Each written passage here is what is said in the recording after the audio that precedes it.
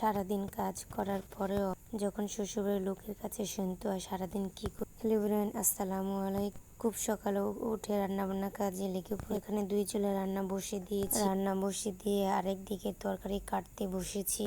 এখানে ডাল রান্না করেছি ও আরেক দিকে মাছ দিয়ে মটরশুঁটি আলু দিয়ে রান্না করছি। সকালে আমার অনেক ঝামেলা থাকে, তাই রান্না বসিয়ে দিয়ে আরেক দিকে তরকারি কাটতে হয়, তাই তরকারি কাটতেছি। এখানে আলু কাটতেছি, যেখানে আলু দিয়ে মটরশুঁটি দিয়ে রান্না করব। যেহেতু আলু দিয়ে রান্না করবো তাই টমেটো লাগবে, তাই টমেটো কাটতেছি। আসলে আমরা মেয়েরা কত কাজ করে থাকি, এই সংসারের জন্য কতই না কাজ করতে হয় আমাদের মেয়েদের। কিন্তু যখন পরিবারের কোনো লোকের কাছ থেকে বা স্বামীর কাছ থেকে বা সন্তানের কাছ থেকে কোনো কিছু শুনলে তখন মনটা কেমন লাগে, সবকিছু ত্যাগ করতে মন চায়। এদিকে আপনাদের ভাই নাস্তা করার জন্য সময় হয়ে গেছে, তাই সবকিছু তাকে সামনে গুছিয়ে দিচ্ছি, কারণ দেরি হয়ে গেলে আবার তিনি চিল্লাচিল্লি করবে, তাই তার সামনে সবকিছু আগ্রহ দিচ্ছি।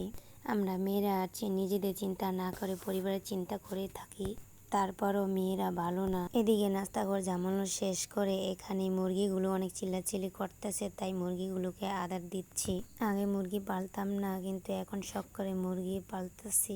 সংসারের আয়ের জন্য মুরগি পাললেও লাভ হয়। এদিকে আপনাদের ভাই কিছু কোয়েল পাখি এনেছে, কোয়েল পাখিকে আদার দিচ্ছি। আমরা মেয়েরা সারাদিন সংসারের জন্য কত না কাজ করে থাকি, তাই কিন্তু সেই সংসারের জন্য যখন পরিবারের কোনো লোকের কাছ থেকে বা কোনো শ্বশুরবাড়ির লোকের কাছ থেকে যে শুনতে পারি সারাদিন কি করি। দিকে গরুর প্যান পানি খাওয়ার সময় হয়ে গেছে, তাই বাকি কাজগুলো শেষ করে গোয়াল ঘরে ঢুকলাম। প্রথমে গরুকে পানি খাওয়াই এখন ঘাসগুলো ছোট ছোট টুকরো করে কেটে দিচ্ছি। ছোট ছোট টুকরো করে দিলে গরু খেতে সুবিধা হয়, তা না হলে গরু চারদিকে ছড়িয়ে ছিটিয়ে রাখে। আমার সবসময় এই গরুর ঘাস কেটে দিতে হয়, 2 বালা বা 3 বালা করে কেটে দিতে হয় ঘাসগুলো। এখানে অর্ধেক ঘাস কেটেছে, বাকিগুলো পরে কেটে নিব। এখন গোয়াল ঘরের কাজ শেষ করে কোলে এসেছে, বাকিগুলো কাজ করব। কতগুলো থাল বাসন পড়ে রয়েছে, এগুলো এখন ধুয়ে নিব।